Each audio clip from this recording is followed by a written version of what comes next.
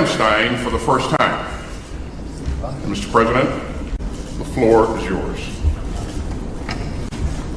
Thank you very much, Secretary Washington. Thank you for invitation and thank you very much for your leadership in this Ramstein format and for working with all of our partners. And thank you, dear partners, for your strong support. Minister Pistorius, thank you so much for your support and highly practical and effective approach to cooperation and for welcoming us today. Dear ministers, dear generals, General Cavoli, General Brown, all our partners. I'm glad to see all of you and very much appreciate for continuously being with us since the start of this war and until now when our brigades hold a line on the battlefield thanks to the bravery of our Ukrainian people and your ironclad support. Now in Pokrovsk and in Toretsk, in the Donetsk region of Ukraine, is especially overriding to feel the power of our agreements. Dear friends, today marks 1 month since our army's operation began in the Kursk region of Russia. This is the borderland from which Putin was preparing to expand the war into Ukrainian territory. He was preparing to launch a new offensive against our city of Sumy, and we have turned the tables and are pushing the war into Russia through our counter-offensive. Today we control an area of more than 1,300 square kilometers in the Kursk region, and this includes 100 settlements. A significant part of this territory was abandoned by Russian troops. They simply fled when they saw our forces approaching. Of course, a significant part of the territory was taken under control by our forces in the battle. So far, during the first month of our operation in the Kursk region, the Russian forces have lost about 6,000 soldiers killed and wounded in Kursk only, and other tens of thousands of Russian troops in other war zones. Thanks to our actions, there is currently no threat that Russia will launch a new offensive operation on our territory against the city of Sumy, as was the case in May this year when Putin launched assault against our city of Kharkiv. We also see changes in the overall war situation. First of all, as a result of our actions, Putin has shown his real interest.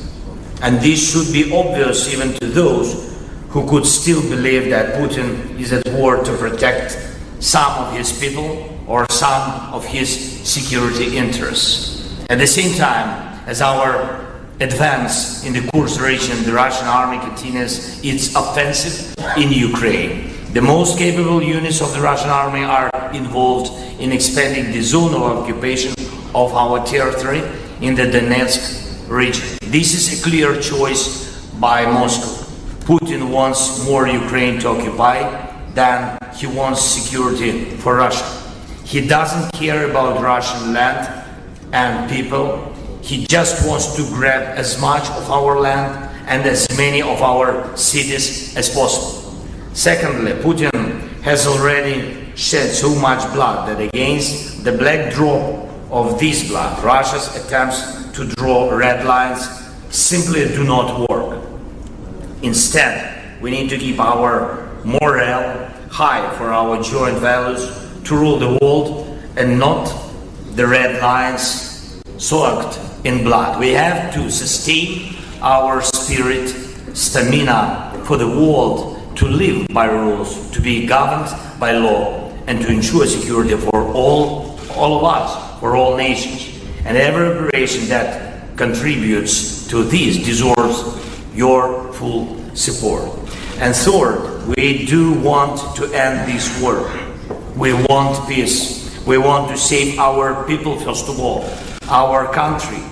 And it is Putin who doesn't want peace and is obsessed with territorial conquests. He wants our cities or the ruins that remain of them. And that is why we need strength. We need to force Russia to seek peace. We need to make Russia cities and even Russian soldiers think about what they need, peace or Putin.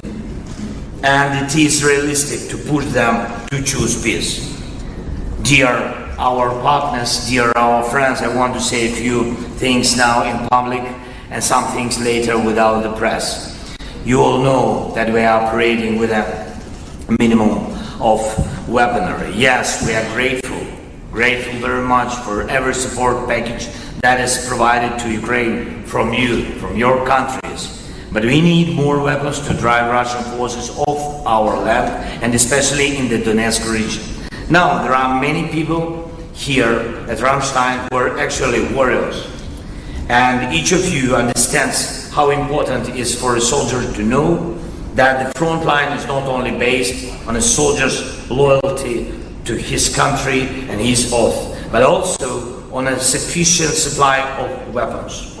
That is why it's important that every support package that is announced is promptly put to work on the battlefield without any delay. The fighting in the Donetsk region depends on this. If Putin does not have any achievements there, he will not have any achievements anywhere or in anything. Next, I'm grateful to all partners for the fact that the NATO summit in Washington was marked by decisive on air defense systems for Ukraine, and I will not speak openly now about the number of systems we have received. Thank you so much again. But the number of air defense systems that have not yet been delivered is significant. This is what was agreed upon, and this is what has not been fully implemented. The world has enough air defense systems to ensure that Russian terror does not have results. And I urge you to be more active in this work with us on air defense, and we have already started operating F-16s. Thank you for the support, Secretary, and to you partners. And they strike down missiles and drones. They are very efficient, but they are few, you know about it. And we need much stronger fleet of F-16s. And I have proposals that I will say when the press leaves.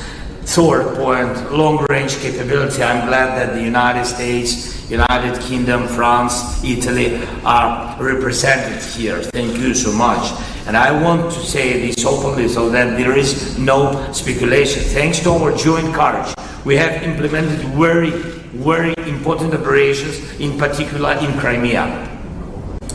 These operations allowed us to return security to the Black Sea and our food export. Now we hear that your long-range policy has not changed, but we see changes in the attack on Storm Shadow and Scouts, a shortage of missiles and cooperation, and this applies even to our territory, which is occupied by Russia, including Crimea. We think it is wrong that there are such steps. We need to have this long-range capability not only on the occupied territory of Ukraine, but also on the Russian territory. Yes, so that Russia is motivated to seek peace. And one more thing I would like to say, investments, we are very ready to produce more of our own weapons right here in Ukraine. We are ready to work with you on joint production. This includes drones, missiles and other weapons that have proven themselves in combat and can strengthen your men and women in the defense forces after this war. To achieve this, we need funding. We are ready to quickly produce everything that will help us bring this war to an end, namely by putting decisive pressure on Russia for real peace. Let's make this fall a time for Russian aggression to fall in a way that will end the war and restore a reliable international security order. We must do it. Again, thank you very much for all your support. Thank you so much for the invitation, Secretary. Slava Ukraini.